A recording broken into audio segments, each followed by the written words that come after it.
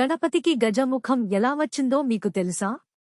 ఒకరోజు పార్వతీదేవి తన శరీరం నుండి నలుగుపిండితో ఒక అందమైన బాలుడిని సృష్టించింది. తన స్నానానికి ఎవరూ రాకుండా వాకిలి కాపలాగా ఉండమని ఆ బాలుడిని ఆదేశించింది. సరిగ్గా అప్పుడే శివుడు వచ్చాడు.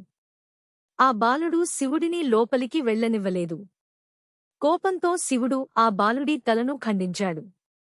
అది చూసిన పార్వతీ దేవి దుమఖంతో ఆగ్రహించింది. తన కొడుకుని తిరిగి బతికించమని శివుడిని వేడుకుంది. అప్పుడు శివుడు తన గణాలను ఉత్తరం వైపు చూసే ఏనుగు తల తీసుకురమ్మని ఆజ్ఞాపించాడు. వారు తీసుకువచ్చిన ఏనుగు తలను శివుడు ఆ బాలుడి శరీరానికి అతికించి ప్రాణం పోశాడు. ఆ విధంగా వినాయకుడు గజముఖంతో జన్మించాడు. శివుడు అతన్ని గణాలకు అధిపతిగా, విఘ్నాలను తొలగించే దైవంగా ఆశీర్వదించాడు. ఈ పవిత్ర గాథ నచ్చితే లైక్ చేసి మన ఛానల్ను సబ్స్క్రైబ్ చేయండి.